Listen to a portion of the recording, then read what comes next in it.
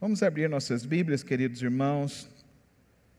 Confesso que eu ia pregar em Efésios 5, 22 até o versículo 33, mas nós vamos ler o Salmo 27, que lemos na abertura. Eu vejo que o Senhor deseja nos conduzir essa palavra aqui nessa noite. Salmo 27, abra sua Bíblia. Vamos ficar em pé para a leitura da palavra do Senhor nesta noite.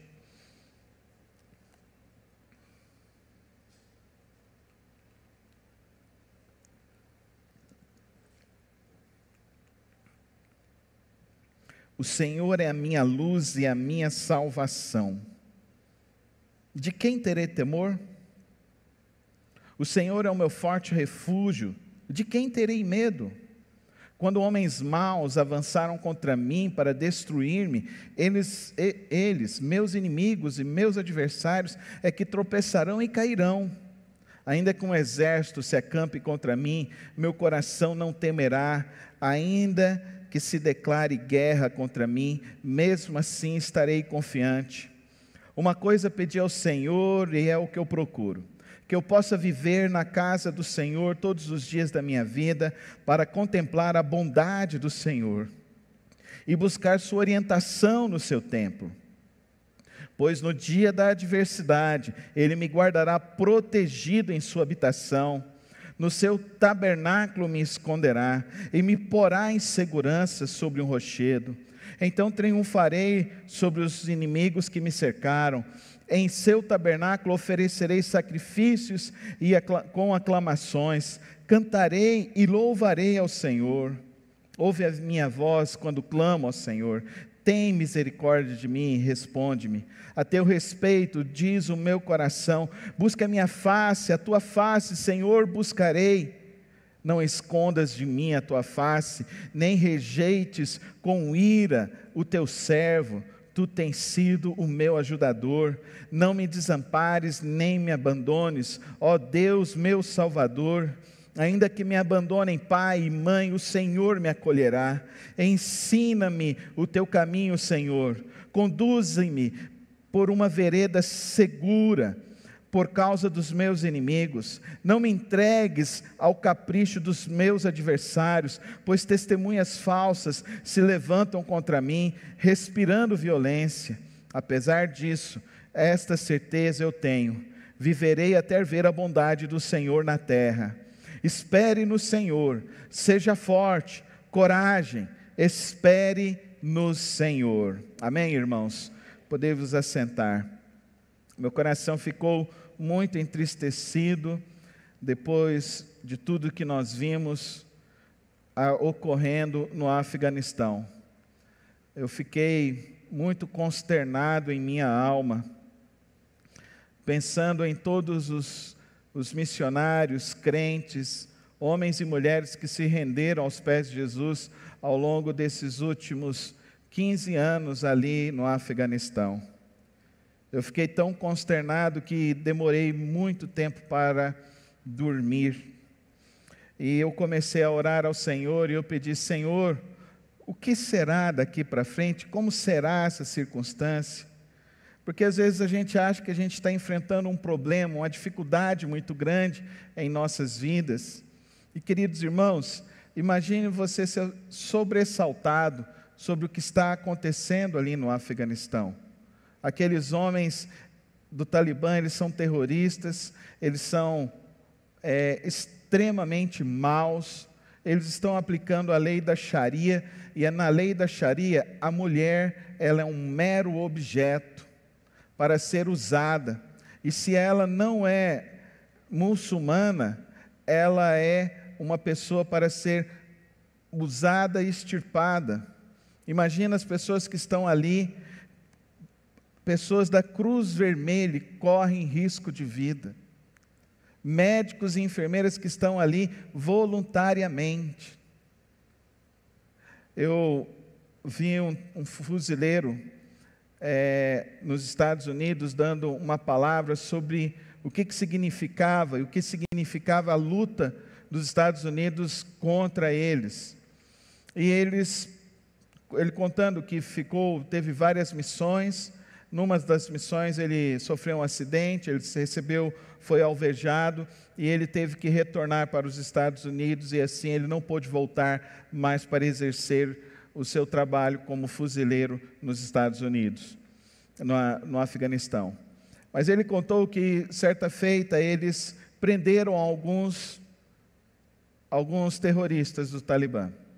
E ele falou que eram pessoas muito jovens, 16, 17, 19 anos. E um deles virou e começou a conversar com ele, e perguntou para ele: é verdade que vocês se acham filhos de Deus? E aquele fuzileiro virou e falou assim: eu nunca frequentei a igreja, mas a gente nasceu, né? A gente nasceu no Brasil, nos Estados Unidos, é um país cristão, então a gente conhece a história de Cristo, né? E todos nós no Brasil, a gente se sente filho de Deus, né? Aí ele virou e falou assim: é verdade, nós nos sentimos filhos de Deus. Aí ele virou e falou assim: mas como vocês podem se achar filhos de Deus? Como vocês podem acreditar nisso? Porque Deus é tão grande, Deus é tão poderoso, que você não pode ser filho dele. Nem o profeta Maomé se considerou filho de Deus. Só Isa, Jesus, que se considerou filho de Deus, mas para nós no Islã, ele era uma pessoa que não estava na terra, era como se fosse um fantasma. Como que vocês acreditam nisso? Aí eu perguntei: e vocês acreditam como? Aí ele disse: nós somos escravos de Alá. Se nós não cumprirmos o que Alá nos diz, nós vamos para o inferno. Daí esse fuzileiro disse: aí eu comecei a compreender porque eles lutam com tanto afinco, de manhã, de tarde, de noite e de madrugada, porque eles têm medo, eles se subjugam a esse Deus, eles se rendem a esse Deus. Não se esqueçam que nós estamos falando de uma religião que não é uma religião do tempo do cristianismo, do tempo do judaísmo. Essa religião, ela surgiu no mundo há estimados 700 anos atrás, com o profeta Maomé. E não nos esqueçamos que eles se tornam, então, do exército de Alá. E que eles têm uma única missão. Não sei se você viu, mas isso foi estampado em todos os jornais brasileiros, todos os jornais disseram isso. Nós não temos pressa, nós vamos dominar o mundo todo, nós vamos subjugar todo o Ocidente, e quem não se dobrar a Alá, nós vamos matar. Isso foi dito pelo líder talibã ao assumir agora, e ele disse isso para todos os jornais que estavam lá. E às vezes a gente está aqui no Brasil e a gente acha que está enfrentando problema, né? Às vezes a gente acha que está enfrentando dificuldade. E a gente está aqui no Brasil com toda a liberdade, com toda a possibilidade de pregar o Evangelho, e nós não pregamos o Evangelho com afinco, com coragem, com determinação. Às vezes a gente está aqui no Brasil e a gente não tem tanto desejo. Às vezes a gente fala assim: eu vou na igreja quando eu quiser, vou servir a Deus quando eu quiser, quando eu puder. A gente está vivendo uma época muito triste, uma época em que os crentes de fato não estão tendo esmero em servir na obra do Senhor. Nós estamos vivendo um tempo em que os crentes estão vivendo simplesmente num sentido de um hedonismo. Eu faço aquilo que me dá prazer e quando quero. E é interessante, quando eu abro o texto aqui no Salmo 27, eu fico imaginando os irmãos que estão lá no Afeganistão hoje, porque existem muitos cristãos que estão lá. A guerra lá ainda não terminou. A guerra lá ainda não está no pior. Ela pode se tornar ainda muito pior. Nós não sabemos a dimensão do que isso pode se tornar. Mas é importante que eu e você possamos compreender nessa noite sobre as lutas que nós estamos vivendo, as batalhas que nós estamos nos colocando para enfrentar, as batalhas que nós queremos conquistar. Será que de fato o nosso coração está completamente inteiro da vontade de Deus, do querer de Deus? Nós acabamos de cantar que Jesus é o nosso pão e que a gente quer fazer a vontade dEle. Será que nós realmente queremos fazer a vontade de Deus? Será que nós estamos nos aplicando a viver a vontade do Senhor? O Salmo 27 é um salmo de que Davi, ele está sendo perseguido pelo rei Saul. Essa é a primeira perseguição então que Davi sofre. Provavelmente Davi está numa região estilo Afeganistão, cheio de pedras, de montes, em que ele entra nessas câmaras e se esconde ali, passa sua noite ali, em solidão, em uma pessoa que está ali, ele e Deus.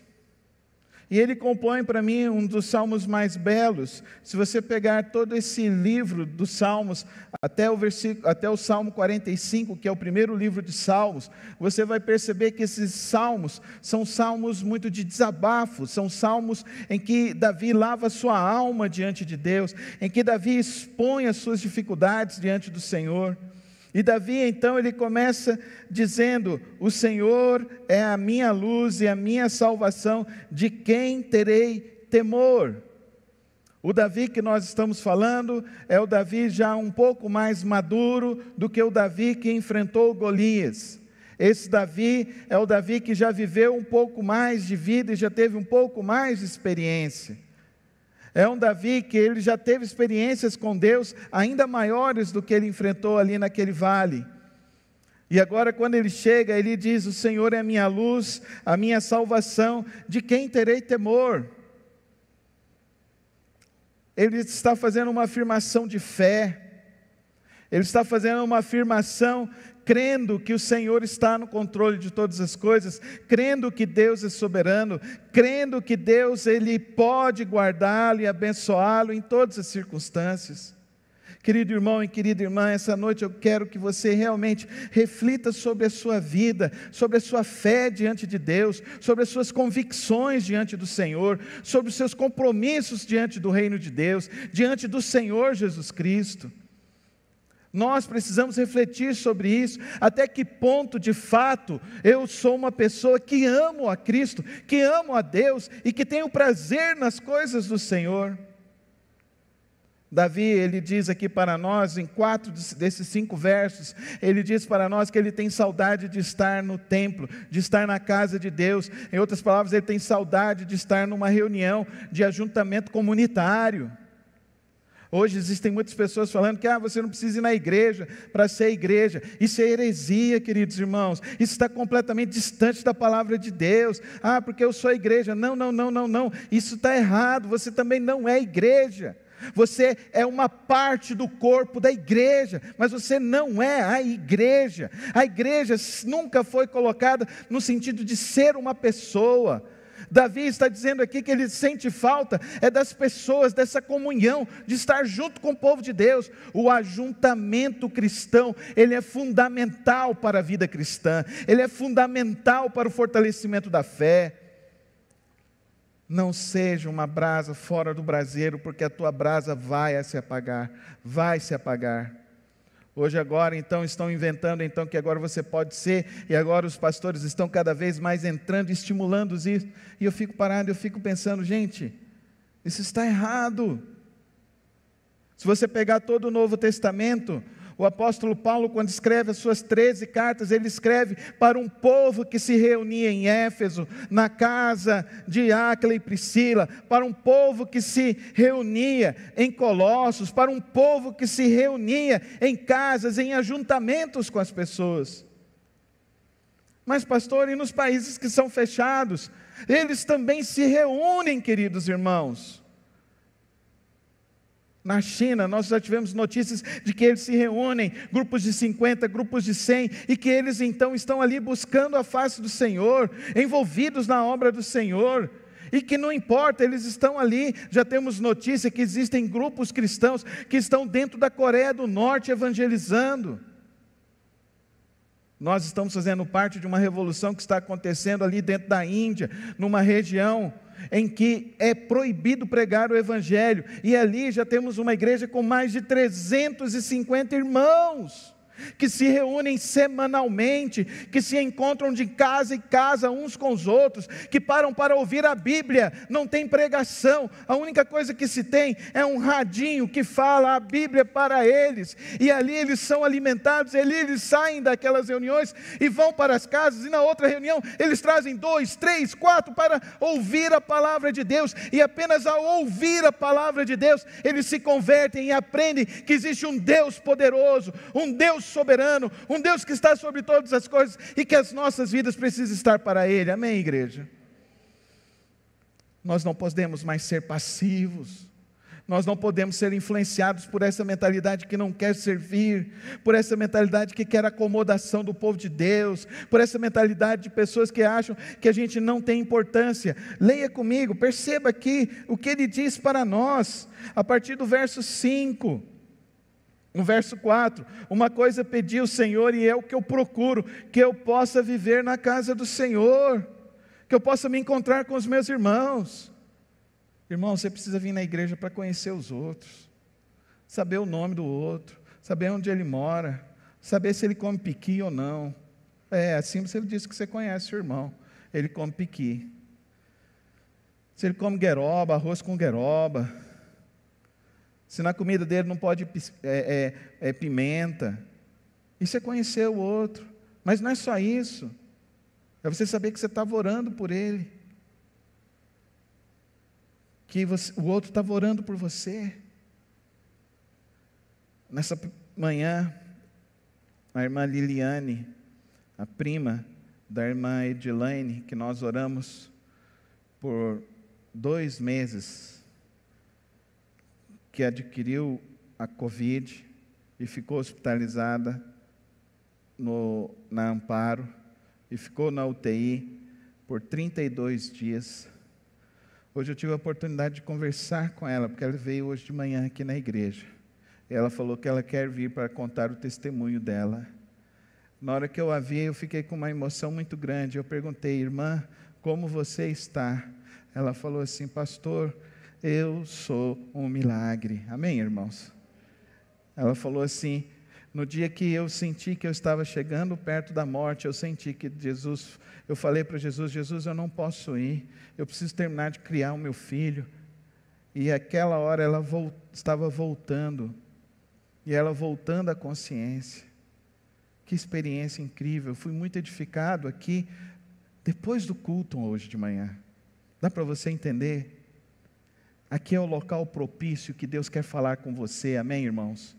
Não vem com trivialidades aqui, não vem para conversar de coisas triviais, vem aqui para ouvir a Deus, amém? Que levanta sua mão aqui e diz aqui: hoje à noite, eu vim aqui para ouvir o Senhor.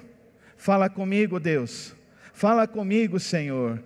Querido irmão e querida irmã, que essa seja a vontade da tua alma, do teu coração.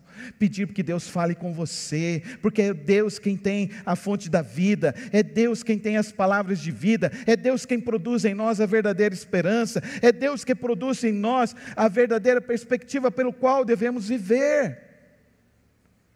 Davi, ele está refugiado, escondido nas cavernas, e ele tem saudade do tempo do ajuntamento. E ele diz que quando ele ia lá, ele ia para buscar o Senhor, para buscar a Deus, buscar a presença santa do Senhor.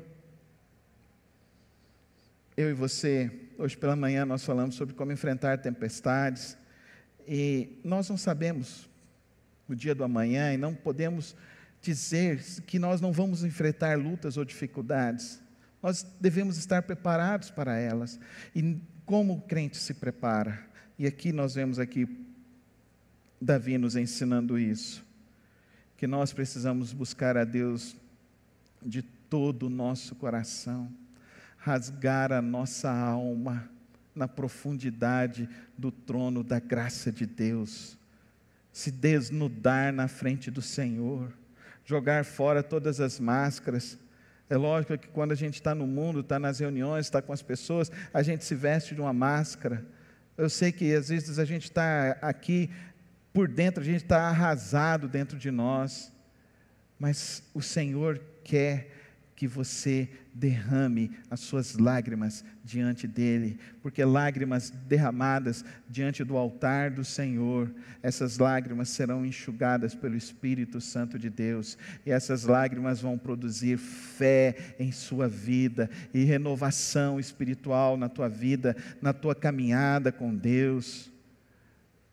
Não perca a emoção de estar na presença de Deus.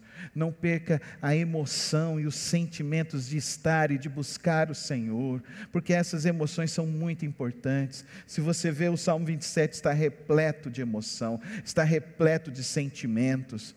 Nós precisamos buscar a Deus como o Senhor Jesus nos ensinou.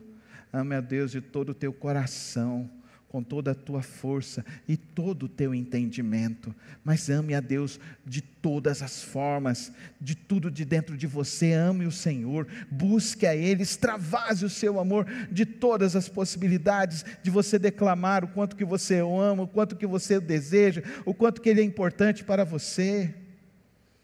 Davi, ele segue dizendo ainda, lá no verso 6, então triunfarei sobre os meus inimigos que me cercam, em seu tabernáculo. É aonde que ele vai, meus queridos irmãos? É aonde que ele vai? Ele vai na reunião pública, ele vai dar o testemunho. Em seu tabernáculo oferecerei sacrifícios, com aclamações, cantarei louvores ao Senhor.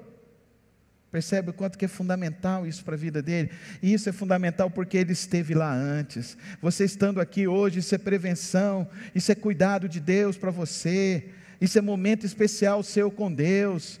Não fique atento às coisas que são transitórias e passageiras, que são efêmeras, mas fique aqui interessado em buscar a Deus, porque Deus se falará com você, Deus se manifestará sobre a tua vida. Eu creio assim, acredito assim, porque tudo que eu aprendi de Bíblia, eu aprendi desde criança, indo para a salinha que a minha mãe me levava.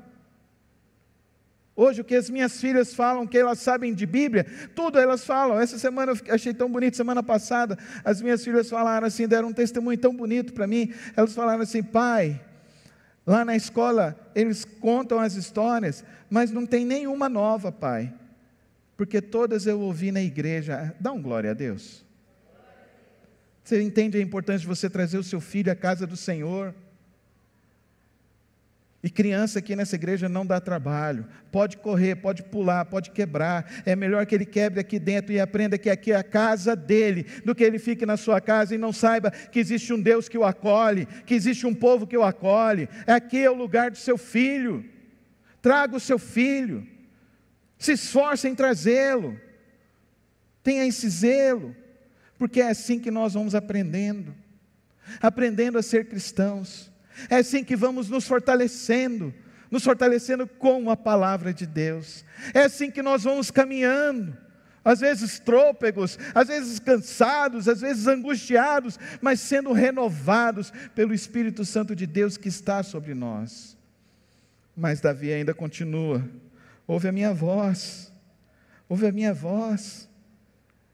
Será que ele tinha dúvida de que Deus estava ouvindo a oração dele? Ele não tinha dúvida de que Deus ouvia a oração dele. E às vezes a gente precisa falar para a gente mesmo as verdades. Ouça o Senhor, confia em Deus, ande com o Senhor, aprenda do Senhor, caminhe na presença dEle. Ele não tem dúvida de quem é Deus, tanto é que ele fala que Ele é a misericórdia dEle.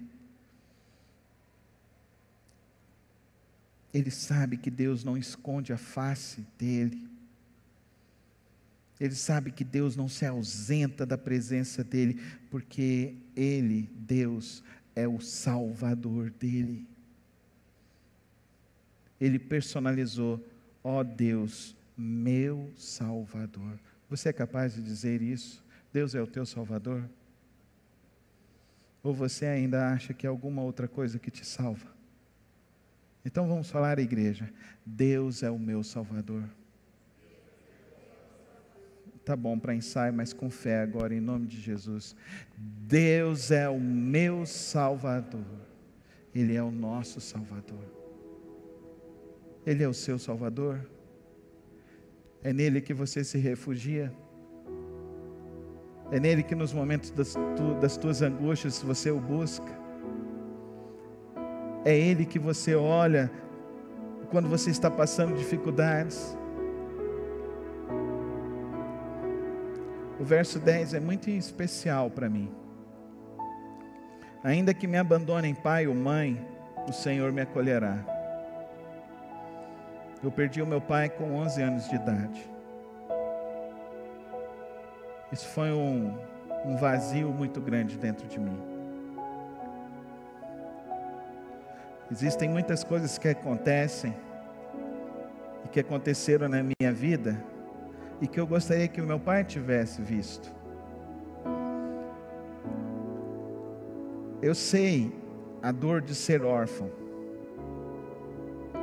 Eu sei a dor de não ter alguém quando você precisa.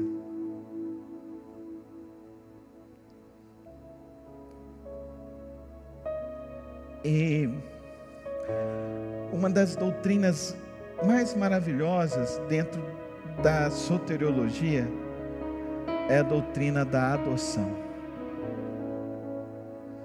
que Jesus veio nos ensinar.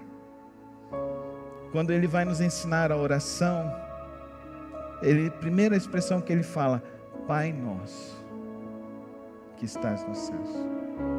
Pai nosso. Porque nós somos em Cristo Jesus adotados por Deus.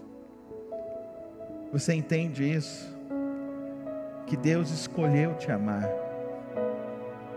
Ele veio até você e escolheu olhar para você e falar assim, eu te amo, meu filho, eu te amo, minha filha. A doutrina, ela é fundamental para cada um de nós. Você tem um pai que te sustenta, que te guarda, que não fica longe, que sabe o que você necessita e o que você precisa. E aqui ele diz então, ensina-me o teu caminho, Senhor, conduze-me por uma vereda segura por causa dos meus inimigos. Quem que nos protege então?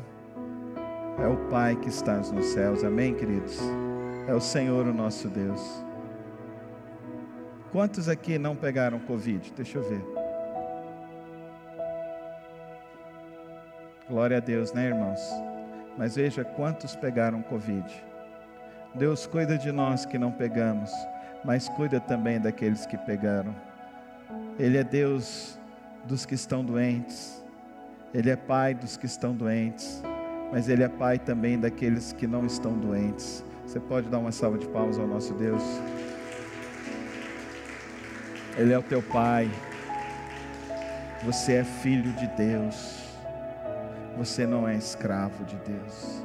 Ele é teu Pai, porque Ele te adotou em Cristo Jesus. Ele olhou e falou, eu te amo. Eu te amo. E ninguém vai te amar como eu te amo. Eu conduzirei a tua vida, te guardarei, te protegerei, e por onde você for eu vou conduzir a tua vida e a tua história, amém, irmãos? Quantos aqui querem ser conduzidos por Deus? Eu quero ser conduzido por Deus, porque eu sei que aquilo que está no meu coração não é bom. O coração humano ele se desvia, ele não persevera, ele se cansa. Mas aqueles que são guardados por Deus e se colocam diante dele, esses encontram a presença do Senhor. Agora, a parte mais difícil do texto é o verso 14, esperar. Quantos aqui gostam de esperar? Alguém aqui gosta de esperar?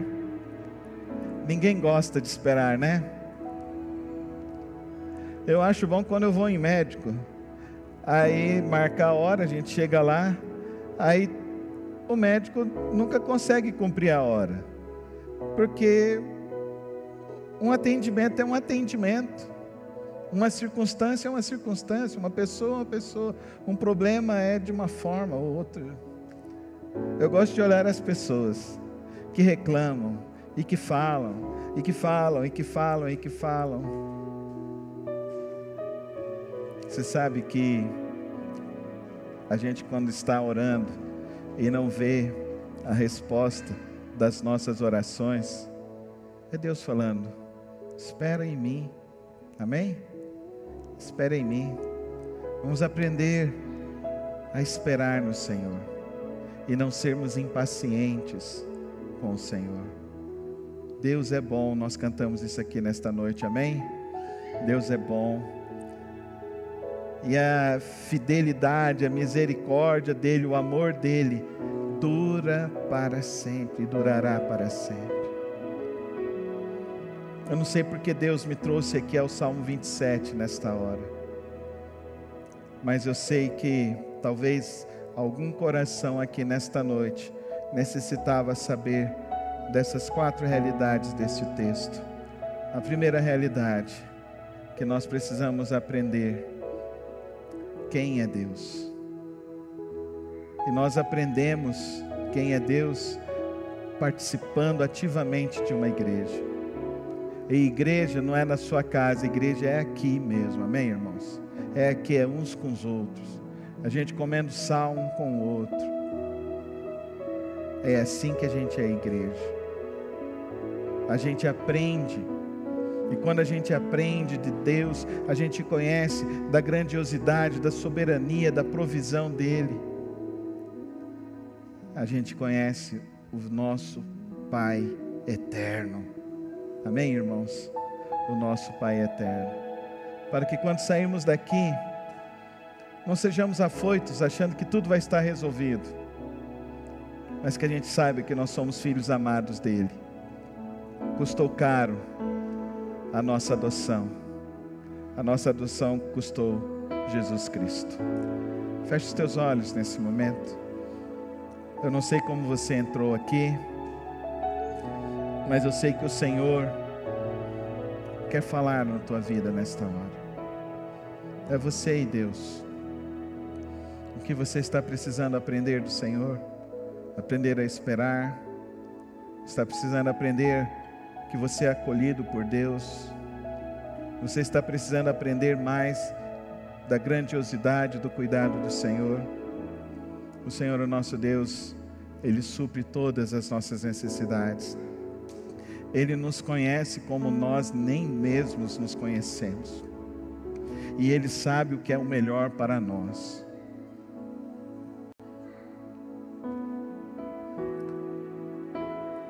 Eu tive um sonho essa semana. Eu sonhei que estava numa casa e tinham várias mulheres que estavam de burca, crianças, idosos. E lá fora nós ouvimos o barulho das metralhadoras. E eu olhando, eu falando: Senhor, todos esses vão morrer, Senhor. Todos esses, Senhor. Senhor, que crueldade, que coisa horrível, que carnificina. A casa estava com pouca luz. E de repente do céu abriu uma luz muito forte. E descendo um anjo. E o anjo dizia: Carlos, eu estou levando os que são meus. Eles estão voltando para casa. Para a casa de Deus. Para a casa do Pai. porque aqui nessa vida é dias difíceis, mas no altar do Senhor, na casa do Senhor, pro lar eterno de Deus, é gozo, júbilo eterno. Que isso possa encher seu coração de esperança e de fé em Deus. Ele cuida de cada um de nós. Senhor, meu Deus, meu Pai,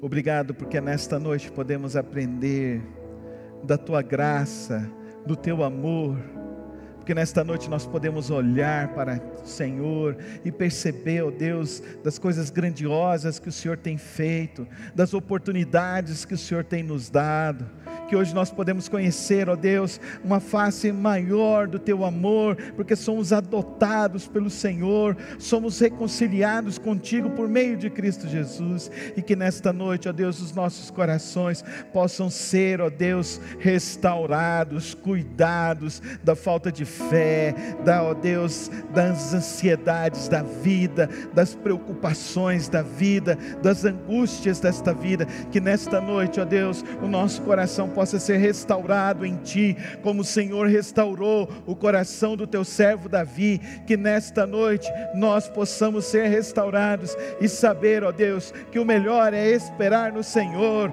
que o melhor é confiar no Senhor, que o melhor é saber que o Senhor tem o melhor para as nossas vidas, que o melhor é saber que o Senhor está conosco, mesmo quando nós não vemos as possibilidades, o Senhor tem a solução, e o Senhor tem o melhor para as nossas vidas. Por isso, Pai querido, fortalece nossos corações nesta hora, nesta noite, em nome de Jesus, em nome de Jesus, amém.